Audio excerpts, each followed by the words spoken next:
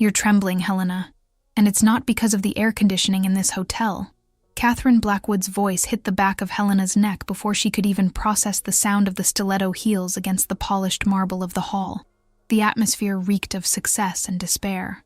A heavy aroma of expensive French perfumes mixed with the metallic scent of the champagne overflowing from the crystal glasses. Helena was standing in the darkest corner of the private terrace, where the biting wind of Chicago at the end of December tried unsuccessfully to cool the heat rising on her face. She gripped the cold iron railing, the tips of her fingers losing sensitivity, as she watched the lights of Michigan Avenue below. "It's just the expectations, Catherine," Helena replied without turning around, her voice coming out rougher than she intended. "Delivering that campaign in record time drains anyone, even me." Catherine took a step forward, entering Helena's personal space with the naturalness of someone who owns every inch of ground she treads. The polished, icy East Coast accent cut through the muffled noise of the jazz coming from the inner hall. She didn't stop beside Helena. She stopped behind her, close enough that Helena could feel the heat radiating from her body, a violent contrast to the winter outside. Catherine's perfume, something that smelled of sandalwood, leather, and an almost imperceptible citrus note, wrapped around Helena's senses like a silk trap. "Lying to the shareholders is one thing, Helena. It's expected," Catherine murmured, leaning slightly. "But lying to me, after everything we've been through in that conference room over the last 6 months, is almost a personal offense." Helena felt a shiver that had nothing to do with the temperature. She finally turned, her back hitting the cold iron of the balcony, facing the woman who was simultaneously her greatest professional nightmare and her silent obsession. Catherine looked impeccable. The tailored black suit, cut to fit her slim body, conveyed an authority that intimidated even the most powerful men in the city. But there was something different today. The wine lipstick was slightly smudged at the corner of her lips, and her dark eyes, usually impenetrable like onyx, sparkled with an intensity Helena had never seen before. "What do you want, Catherine?" Helena's tone was defensive, her hands gripping her purse so tightly that the leather creaked. "The bonus has already been deposited. The campaign is a success. What more is there?" Catherine gave a half smile, a slow gesture that didn't reach her eyes. She raised her hand to Helena's neck, not to touch her, but to adjust the slightly crooked pearl necklace. The movement was calculated. Catherine's fingertips brushed against the soft skin at the base of Helena's ear, and time seemed to slow down. Helena forgot how to breathe.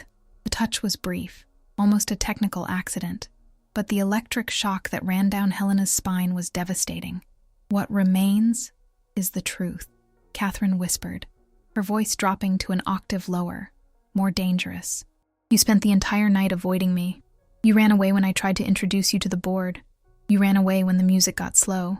And now you're here, hiding in the dark. What are you so afraid of, Helena? Of me? Or that I'll notice how your pulse quickens every time I get close?" Helena swallowed hard, feeling her throat tighten. The humidity in the Chicago air was starting to condense into small droplets on the loose strands of her hair. She wanted to say it was just fatigue. She wanted to say that Catherine was imagining things, but her boss's hand was now slowly trailing down her arm, a trail of fire over the fine fabric of her dress. It was a power play. Helena knew that. Catherine played to win, always. But the rules seemed to have changed. Subscribing to the channel is like taking a step into that conference room with the doors locked. It's deciding that you want to see how far this tension can go before everything breaks. Because Helena felt that tonight, something was about to snap irreparably. "I'm not afraid of you," Helena shot back, her voice gaining a desperate firmness. I know my place. I'm the creative director. You're the CEO. There's a line, Catherine. A line that you yourself drew on my first day. Lines are meant to be redrawn, Helena." Catherine took another step, reducing the distance between them to mere centimeters, especially when the paper is too small for what we want to build. Catherine raised her hand again, this time tucking a strand of Helena's hair behind her ear. Her fingers lingered there, caressing the warm skin for a second longer than professionalism would require. Catherine's gaze dropped to Helena's lips, and then back to her eyes, a silent and devastating invitation that made Helena's legs weaken. The sound of the party in the background seemed miles away now. There was only the sound of Helena's short breaths and Catherine's predatory yet vulnerable gaze. "You've been drinking, Catherine." Helena tried to use logic as a shield, but her own hand involuntarily rose, touching the cuff of Catherine's suit. "Tomorrow, when you wake up in your penthouse in Gold Coast, you'll regret every word spoken out here." Catherine let out a short, humorless laugh. She moved closer, until their foreheads were almost touching. Helena could smell the red wine, and the steel determination emanating from the other woman. "I don't drink enough to forget what I want, Helena." Her voice was a deep murmur, laden with an intention that made Helena's stomach tighten. "And what I want right now is for you to stop pretending that this wall between us still exists." The tension was palpable, a rope stretched to the breaking point. Helena looked at the woman in front of her, the woman who swore she was straight, who spoke of her ex-husband with a polished indifference, who had never shown a hint of vulnerability. And there, under the cold city lights, Catherine seemed to be crumbling and rebuilding herself at the same time. Helena felt the warmth of Catherine's body pressing against hers, a light contact that burned through the layers of clothing. She knew she should pull away. She knew her career, her stability, and her heart were at stake. But when Catherine slid her hand to her waist, gently pulling her closer, Helena realized that escape was no longer an option. The crime she was planning was not an escape from the party. It was a surrender. "Catherine, people can see," Helena whispered, though she made no effort to break free. "Let them look," Catherine replied, her eyes locked on hers, shining with a dangerous challenge. "Let them see what happens when I finally decide to take what is mine."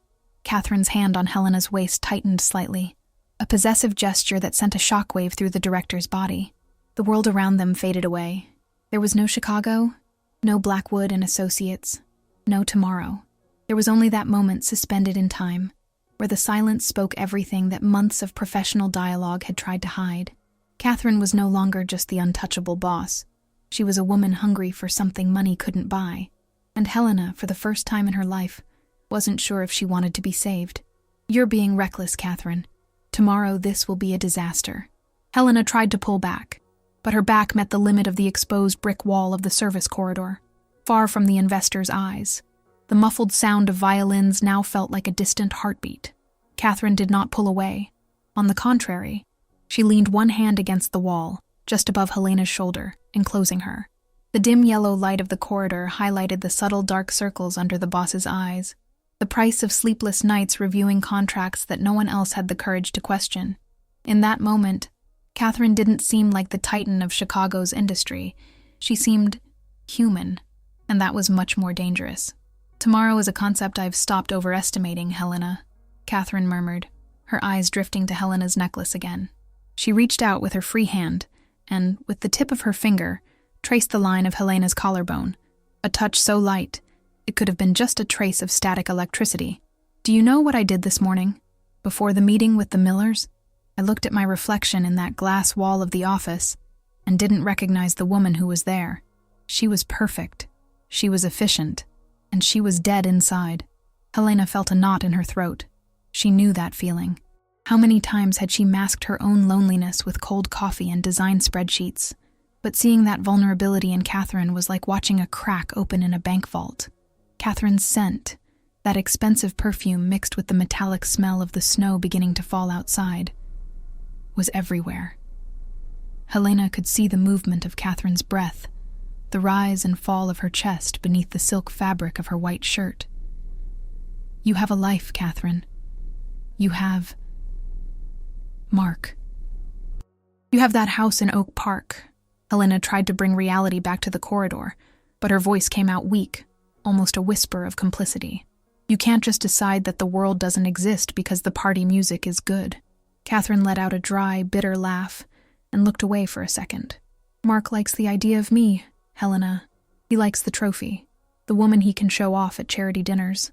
But he's never seen me look at a graphic design with the same hunger that I see in your eyes." She turned back to face Helena, and the intensity was almost unbearable.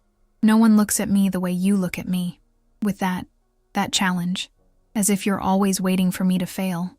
"I don't expect you to fail," Helena retorted, her chest rising and falling forcefully. Her fingers nervously played with the hem of her dress. "I expect you to be real, just once, without the flawless CEO script, without the catchphrases." Catherine tilted her head, a predatory yet weary movement. She closed the distance. Now the tips of her designer shoes were touching Helena's feet, The heat between them was a physical barrier. Helena felt the cold sweat on her neck. Catherine brought the hand that had been on the wall to Helena's face, her thumb brushing against Helena's lower lip with a torturous slowness. The touch was warm, firm, and faintly smelled of vanilla from the dessert she had barely touched at the buffet. Helena closed her eyes for a second, giving in to the contact, and the silence in the corridor became a scream. "Being real hurts, Helena," Catherine whispered, her mouth so close to her ear that the warm breath sent violent shivers down Helena's arm. "It hurts to admit that I've spent the last 6 months walking into that conference room just to hear you disagree with me, because your no is the only true thing in my life." Helena opened her eyes and found Catherine inches away. The masks had fallen, but what remained was an unknown and frightening territory. Helena saw the hesitation at the corner of Catherine's mouth, a crack in the armor that no one would ever dare to point out. There, in the midst of $1 million party, the two most productive women at Blackwood and Associates were about to ruin everything over a touch that lasted too long. Catherine wasn't the villain. She was just a woman who had built a glass empire and was now realizing she had nowhere to warm herself. "You don't know what you're doing," Helena murmured, although her hands had risen to Catherine's forearms, holding them with a grip that pleaded for her not to pull away. "For the first time in 10 years, Helena, I know exactly what I'm doing." Catherine's voice vibrated against her skin. She didn't back away. She didn't apologize. She just stood there, breathing the same air as Helena, letting the weight of silence do the dirty work of breaking down the last defenses.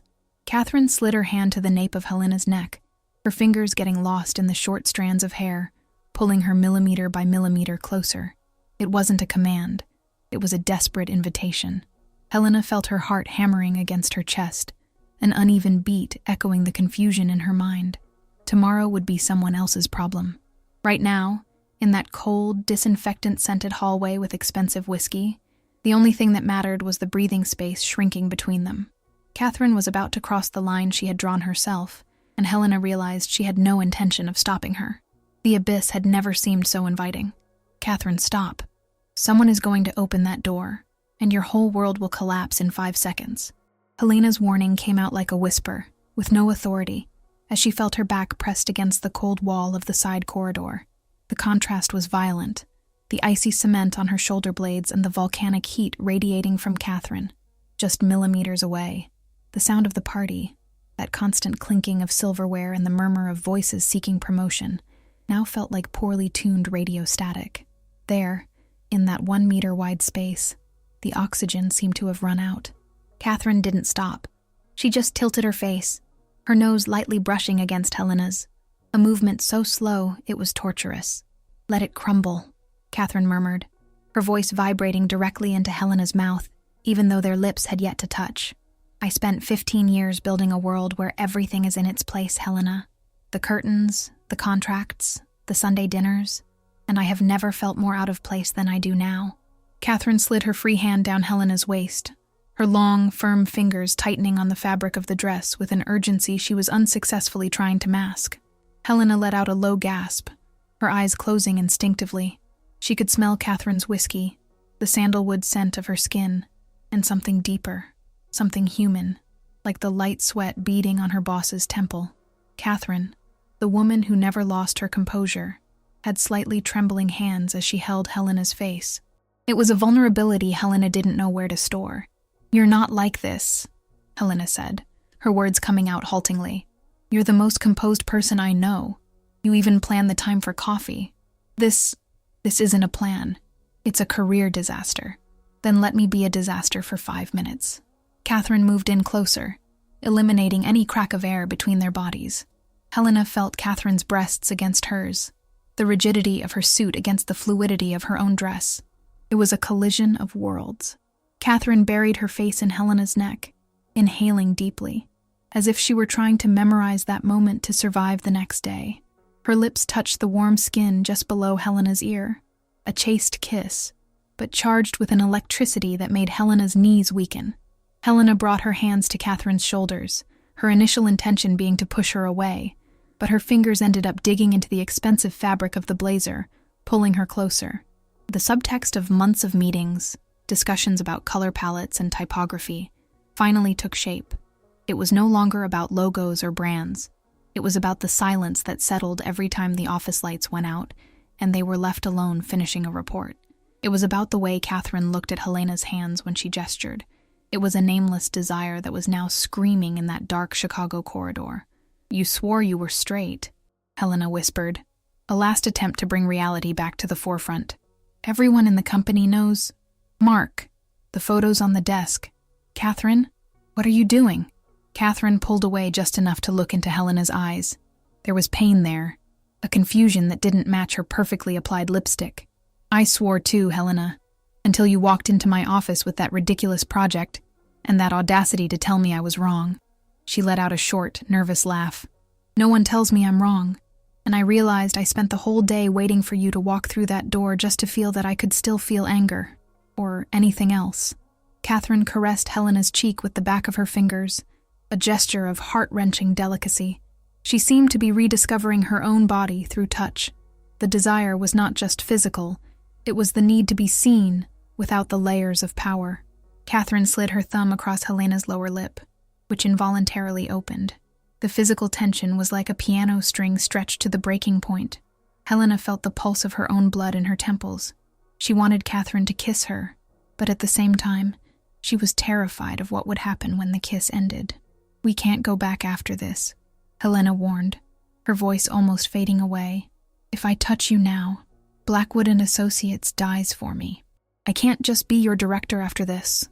"I don't want you to be my director," Catherine replied, her hand sliding down Helena's neck, her fingers intertwining in her hair with strength. "I want you to be the person who wakes me up from this nightmare of perfection." The sound of footsteps echoed in the distance at the end of the hallway. Helena froze. Panic shone in her eyes, but Catherine didn't move. She kept her gaze locked on Helena's, a silent challenge. Catherine was willing to burn everything right there, on the industrial carpet of the service corridor. The person walked straight past the fire door, and the silence returned, even heavier. Catherine let out a long sigh against Helena's skin, a total surrender. She closed her eyes and rested her forehead against hers, both breathing the same air, sharing the same fear. "I spend my nights imagining the taste of your cherry gloss," Catherine confessed, her voice so low it was almost a thought. "It's pathetic. I'm 40 years old. I have a multinational company, and I feel like a teenager hiding in the closet." "It's not pathetic," Helena replied, softening her expression, and finally allowing her hand to rise to Catherine's face, tracing the line of her jaw. "It's just human, and you forgot how to do this a long time ago." Catherine took a step back, not out of rejection, but as if she were trying to catch her breath that Helena had stolen. She adjusted her blazer, a conditioned reflex of someone who lives under the spotlight, but her eyes remained fixed on Helena's, hungry and lost. The unspoken desire now had shape, had smell, and had a weight that both would have to carry into the main hall. Catherine reached out, not to pull Helena closer, but just so their fingers could touch for one final second before returning to the stage. "Go back to the party," Catherine ordered. But the tone was one of pleading. "Give me 10 minutes. I need to find the Catherine the world knows before walking out that door." Helena nodded, feeling the emptiness of the space Catherine left as she stepped away. She saw her boss take a deep breath, straighten her posture, and regain the icy mask in a matter of seconds. It was a frightening and fascinating transformation, but Helena knew that beneath that $1,000 suit, Catherine Blackwood's heart was beating with the same violence as hers. And what happened in that hallway was not the end. It was just the preface to a story that neither of them knew how to write. Catherine thought she had control of the situation. She was terribly mistaken. "Catherine, let go of my arm. Now. People are starting to look, and I won't be the scandal of your perfect life." Helena's voice was a whip, but her hand, gripping the doorknob, trembled so much that the metal produced a rhythmic and annoying sound. The air in the main hall was now unbearable. The smell of expensive incense and sweat from those who danced too much created a fog that suffocated. They had returned to the hall 30 minutes ago, but the protocol distance Catherine tried to maintain crumbled the moment one of the partners touched Helena's shoulder a little too intimately. Catherine didn't think. She crossed the dance floor like a force of nature and dragged Helena into the lobby, away from curious gazes, but still dangerously close to total exposure. "I don't care who's looking, Helena," Catherine replied, her voice dangerously low, her face just inches from hers. She didn't let go of Helena's arm. Her fingers tightened around the thin fabric, and her breath came in short gasps. "That man has no right to touch you. No one here does." "You're being hypocritical!" Helena broke free with a sudden movement, her chest rising and falling violently. "You spend months acting like I'm an office piece of furniture, a tool for your profit, and now you decide you own me? You can't have both worlds, Catherine. You can't have Mark waiting for you at home and the right to be jealous of me in the middle of Chicago." Catherine stepped back, as if she had received a physical slap. The cold light of the lobby accentuated the pallor of her face. She ran a hand through her hair, pushing it away from her forehead, a picture of disarray that would make any Blackwood shareholder panic. The silence that followed was broken only by the distant sound of a taxi honking outside on Michigan Avenue. Loving someone without any guarantee that tomorrow will be kind is the kind of risk that few have the courage to take. But subscribing to the channel ensures you'll be here when Catherine's last barrier finally breaks, because what comes next has no return. "Do you think I like this?" Catherine asked, her voice cracked in a way Helena had never heard before. She leaned in again, but this time there was no aggression, just a weariness that seemed to come from her bones.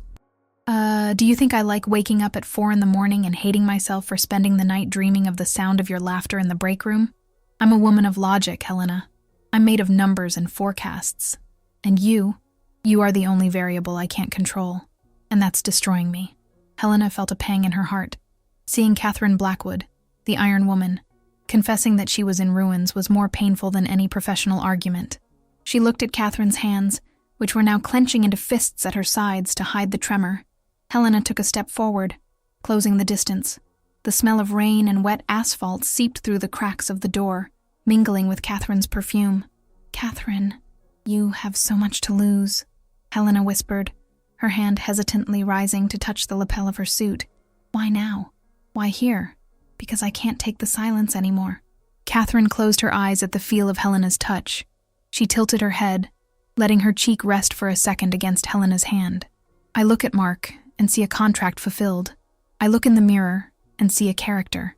But when I look at you, I see the life I never had the courage to live. And that hurts more than any financial failure." The tension between them shifted. It was no longer just desire. It was a shared exhaustion, a weariness from years of living inside frames that didn't fit them. Catherine opened her eyes, and the raw need Helena saw there made her feel unsteady. Without thinking of the consequences, Helena slid her hand from the lapel to the nape of Catherine's neck, pulling her down. Catherine did not resist. She collapsed into the touch, burying her face in Helena's shoulder, her arms wrapping around her waist with a force that bordered on desperation. They stood there, two shadows in the foyer of a luxury hotel, as the world they knew began to crack beneath their feet. "We need to stop," Helena said against Catherine's hair, although her own hands were gripping her boss's back. "This will end badly. I can feel it."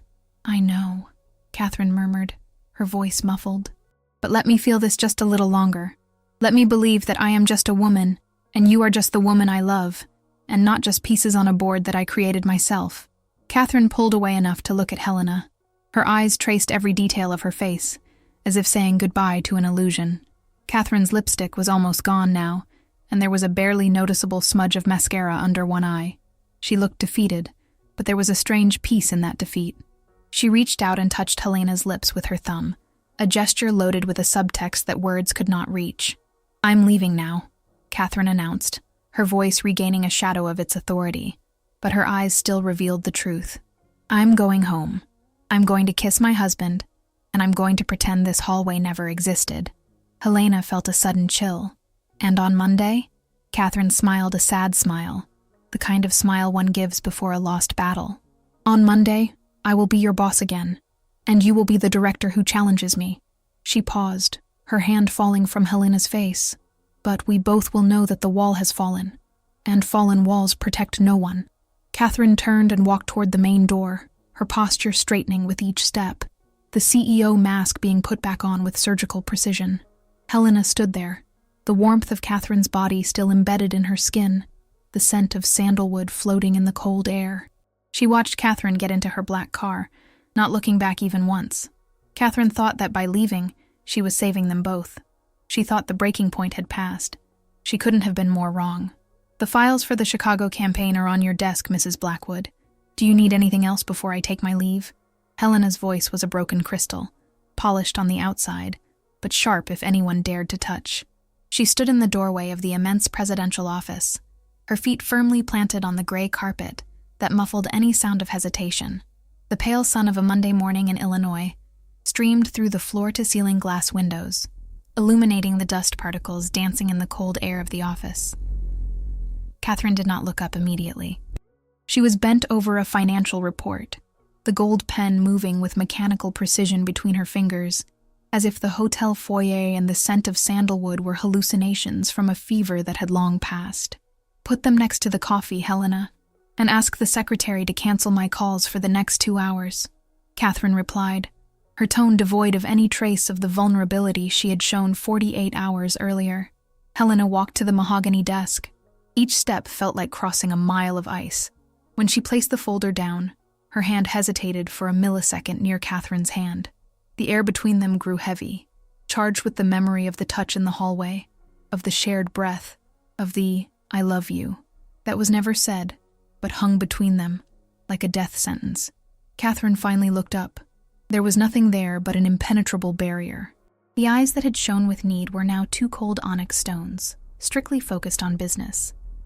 The distance was not just physical, it was a conscious choice of emotional extermination. "Is that all, then?" Helena's whisper escaped before she could contain it. "We're back to the original script without even a rehearsal?" Catherine dropped the pen. The sound of metal hitting wood echoed like a gunshot in the silent room.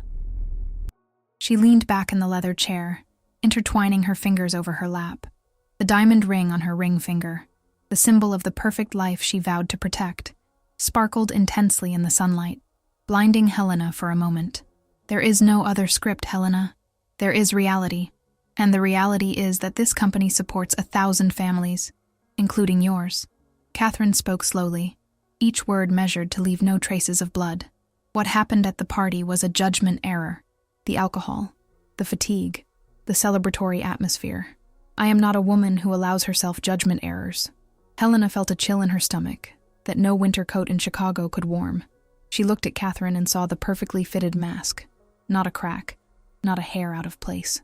It was as if the woman who had hidden her face in her shoulder and begged to be saved had been buried beneath layers of corporate concrete. The loneliness of that room was absolute. Helena realized that loss did not only happen when someone left.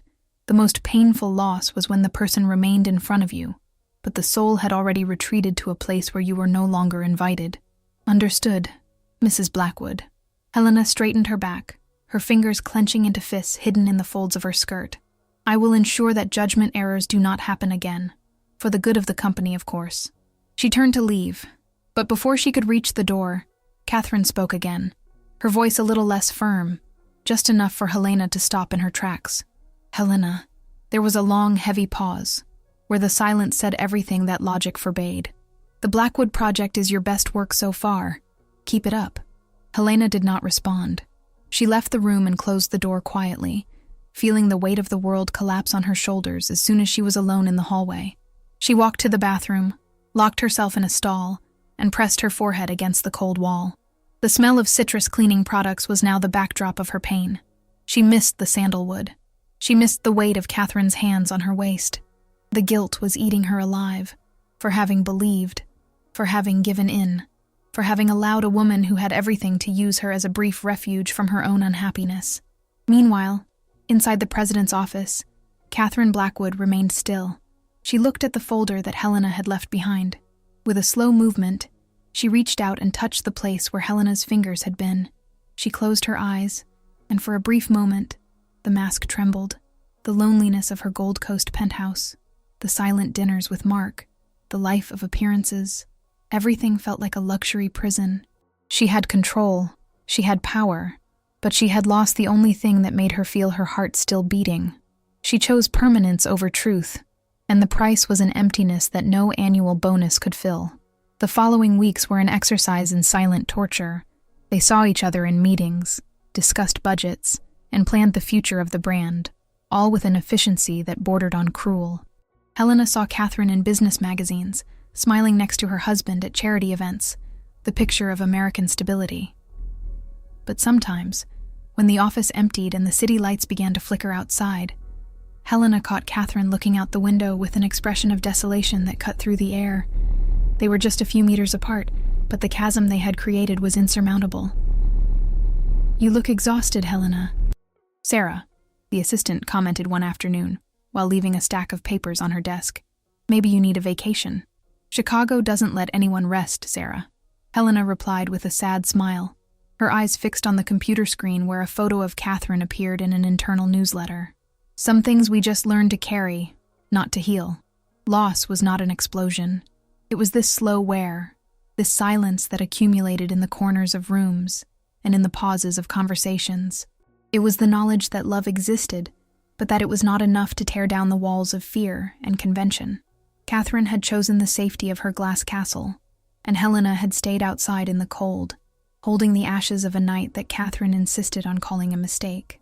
Love that does not guarantee permanence is a wound that never closes, only heals incorrectly, pulling at the skin every time the person's name is spoken. Catherine thought silence would protect her. She did not know that silence is the most effective tool for destroying what remains of a human being. "I signed the papers, Helena. Mark left the penthouse this morning." The phrase fell into the silence of the editing room like a grenade in a frozen lake. Helena, who had been hunched over the monitor reviewing the last color sequence of the campaign, felt the air escape from her lungs all at once. The only sound was the low hum of computers and the rhythmic noise of the torrential Chicago rain hitting the windows, turning the city lights into watercolor blurs of neon and gray. Helena did not turn around. Her fingers remained static on the keyboard, but the tremor in her wrist was uncontrollable. "Why are you telling me this now, Catherine?" Helena asked, her voice dry, devoid of any apparent emotion. "It's been 3 weeks since we barely spoke beyond 'yes, ma'am' and 'no, ma'am.' What do you expect me to do with this information?" Catherine stepped into the dark room. The bluish light from the monitor reflected on her features, revealing something Helena had never seen in 3 years of acquaintance, a complete defeat of pride. Catherine was not wearing the $1,000 blazer. The sleeves of her silk shirt were rolled up to her elbows, and the first button was undone, revealing the pale skin at the base of her neck, where a vein pulsed rapidly. She looked exhausted, but it was an exhaustion that brought with it a sharp clarity. "I expect nothing," Catherine murmured, moving closer to Helena's desk. The scent of sandalwood and rain accompanied her, filling the cramped space between the machines. I realized that I couldn't breathe in that house anymore. Every time he touched me, or asked about my day, I felt like I was committing a crime against myself. And the worst part is that I spent all my time thinking that if I was losing everything, I should at least be losing it for something real. Helena finally turned the chair. Her eyes were red from fatigue and from tears she had forbidden herself to shed during sleepless nights. She looked at Catherine, searching for the mask, searching for the relentless CEO who had called her a judgment error, but found nothing but a woman stripped of her defenses. "You broke me, Catherine," Helena said, her voice rising in pitch, laden with a hurt that had been simmering in silence. "You used me to feel alive again, and then threw me back at my desk like I was a failed project. Do you have any idea how much it hurt to hear you say that what we felt was a mistake?" Catherine closed her eyes, her eyelids trembling.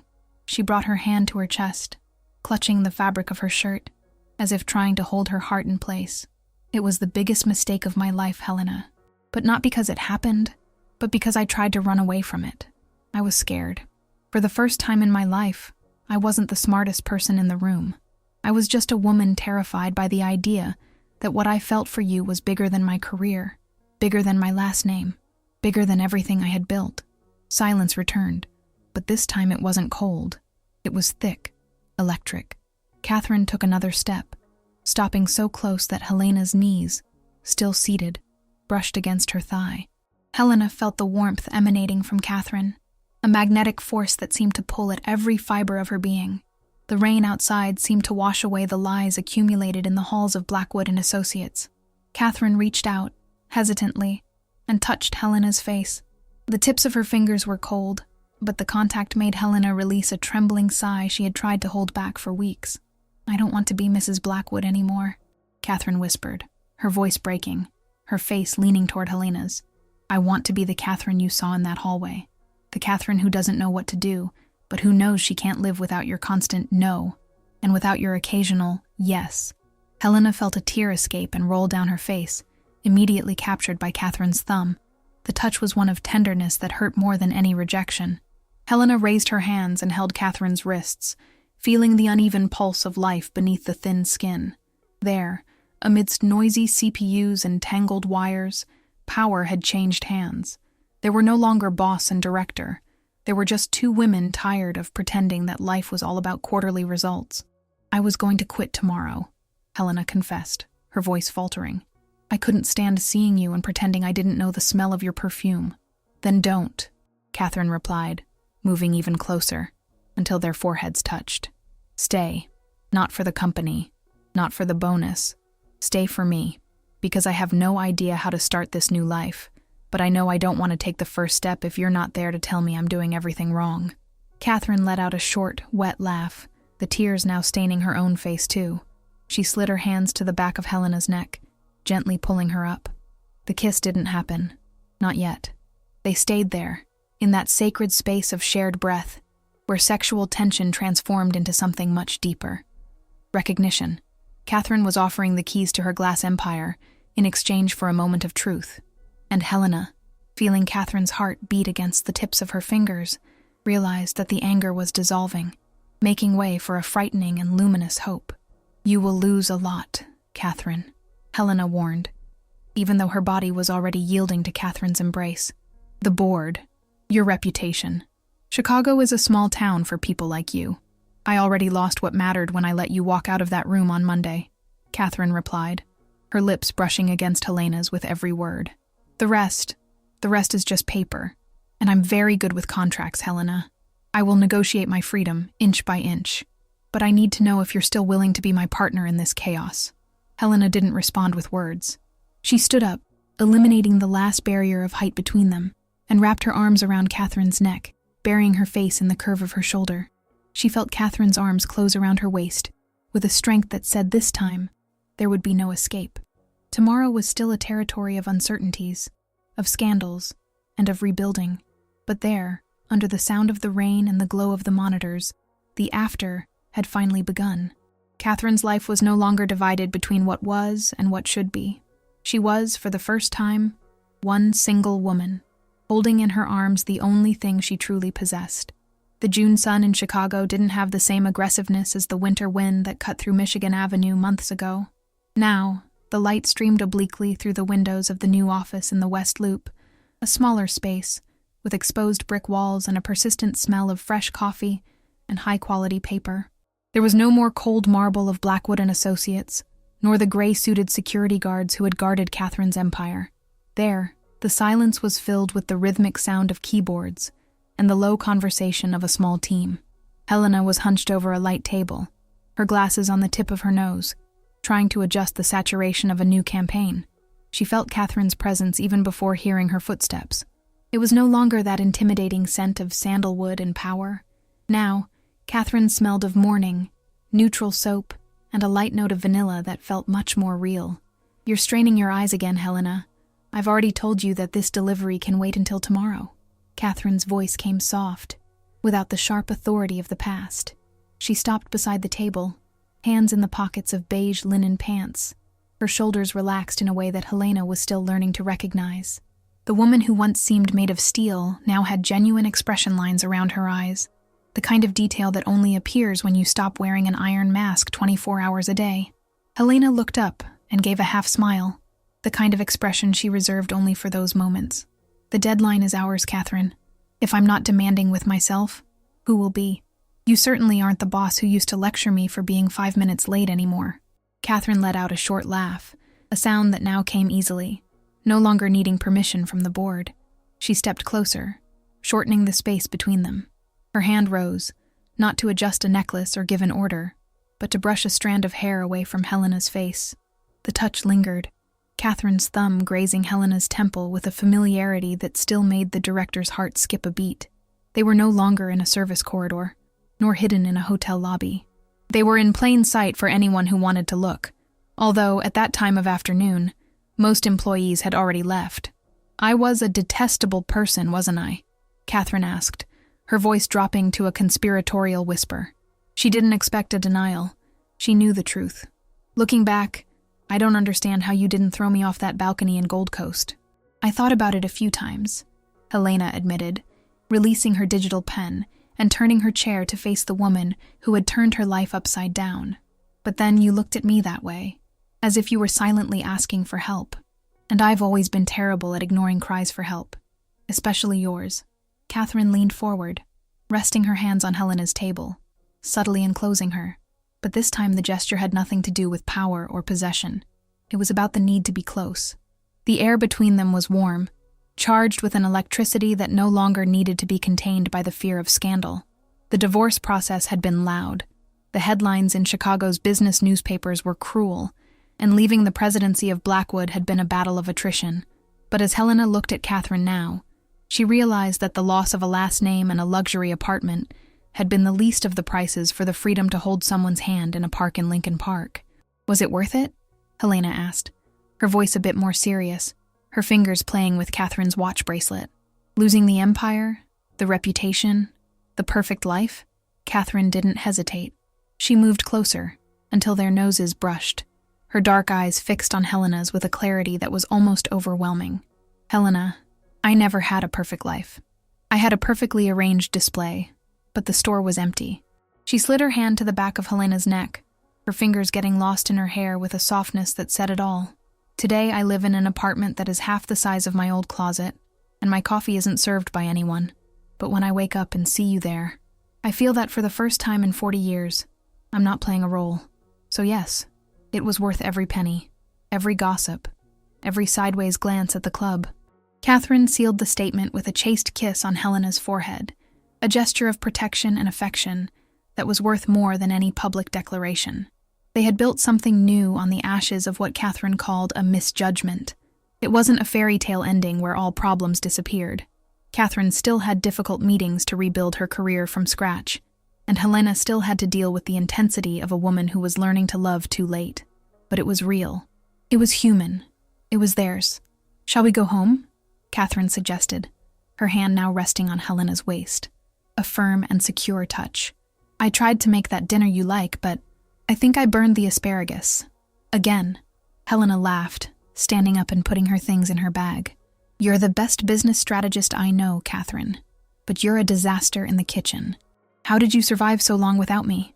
"I didn't survive," Catherine replied, opening the office door and waiting for Helena to pass, a glow of adoration in her eyes that no corporate board could buy. "I was just waiting for the moment when you would pin me against the wall and tell me that my life was a lie.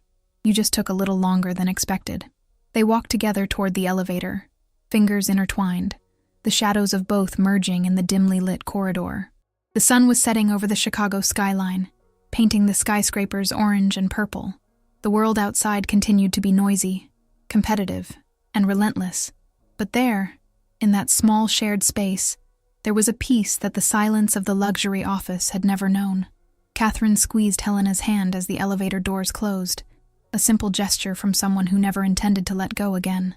Tomorrow would bring new challenges, new spreadsheets, and perhaps a few more burnt asparagus, but the fear had been left behind in the cold of last winter. As the elevator descended, Catherine looked at the reflection of the two in the metal mirror. Two women who had made mistakes, who had broken rules, and who had decided that love, even when it arrives late and messes everything up, is the only thing that truly ensures permanence. Catherine leaned her shoulder against Helena's, a silent question from someone still figuring out how to be happy. Helena responded with a stronger grip, a gesture that needed no words to say that the road was long, but they were finally heading to the right place. In the end, what remained was not the scandal or the loss of power. It was the touch at the nape, the scent of morning, and the certainty that, amidst the chaos of Chicago, they had found a silence that, for the first time, did not scare them. Life went on outside, but inside that small space, something had changed forever. And if the world looked again, they would no longer hide in the hallways. After all, fallen walls protect no one, but they allow one to see the horizon for the first time. The sound of the alarm clock was no longer that shrill, authoritative tone that dictated the start of Catherine's battles at Blackwood. Now, what woke Helena was the soft sound of rain tapping against the loft skylight and the aroma of brewed coffee rising from the compact kitchen. She reached out to the empty side of the bed, feeling the cotton sheet still warm, a trace of the presence that had just left. Chicago outside was still the same gray, hurried city, but within those four walls of brick and wood, time seemed to have learned to ask for permission. Helena stretched, feeling her muscles relax, and walked barefoot to the living room. Catherine was standing by the window, wearing only a cotton t-shirt of Helena's that was a bit short on her and striped pajama pants. She wasn't looking at spreadsheets, checking the stock market in London, or reviewing speeches. She was simply watching the movement of cars on the street below, holding a chipped ceramic mug between her hands. "Have you been awake for a long time?" Helena whispered, approaching and hugging Catherine from behind, resting her face between her shoulder blades. Catherine let out a long sigh, tilting her head back to rest on Helena's shoulder. "Long enough to realize that I don't miss anything, Helena. Not the 6 a.m. meetings, not the driver waiting at the door, not that too-silent penthouse. Not even the 7-figure bonus?" Helena joked, tightening her embrace, feeling the warmth of Catherine's skin through the thin fabric. "Especially not that." Catherine turned in Helena's arms, her eyes still carrying that soft glow that only appeared when the city lights went out and the masks were put away in the drawer. She brought her hand to Helena's face, her thumb caressing the apple of her cheek with a tenderness that still felt new, a daily discovery. "I used to measure my worth by the size of the building I managed. Today, I feel like the most powerful woman in the world just because I managed to make this coffee without burning the filter." The two laughed softly, a sound that filled the empty spaces of the loft with a harmony that luxury could never buy. It wasn't a perfect life.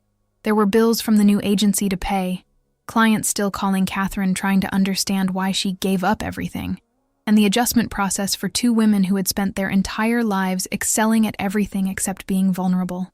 But there, in that swaying of bodies, the tension was no longer of fear. It was of belonging. Catherine brought her face closer to Helena's, their breaths mingling. She no longer needed to press her against the wall to make a point. She no longer needed the subtext of agenda meetings to say she desired her. The desire was now calm, like an ember burning steadily, without the need for desperate fires. Subscribing to the channel is like deciding that amidst so many stories of loss, you want to witness the moment when someone finally decides that winning herself is the only victory that matters. And Helena knew that Catherine had won the greatest of all her battles. "You know they still talk about us, right?" Helena commented, her eyes fixed on Catherine's lips. "At the club, at Blackwood, they say you had a breakdown, that I enchanted you. Let them talk." Catherine gave a half smile, the same challenge as before, but now without armor. "If choosing happiness over a glass empire is having a breakdown, then I hope I never regain my sanity." Catherine leaned in and kissed Helena, a lingering, deep touch that carried the taste of coffee and the promise of all the tomorrows they would still write. There was no rush. There was no schedule to follow. When they parted, Catherine rested her forehead against Helena's, closing her eyes for a second, simply enjoying the silence. A silence that had once been an abyss of loneliness, but was now, finally, a home. "Do you know what I realized today?" Catherine whispered, her fingers playing with the strands of hair at the nape of Helena's neck. "What?" "That I spent my whole life swearing I was one thing, just because it was easier than figuring out who I really was." She opened her eyes, and the intensity there was raw and true. "Thank you for not letting me leave that party, even when I acted like I wanted to."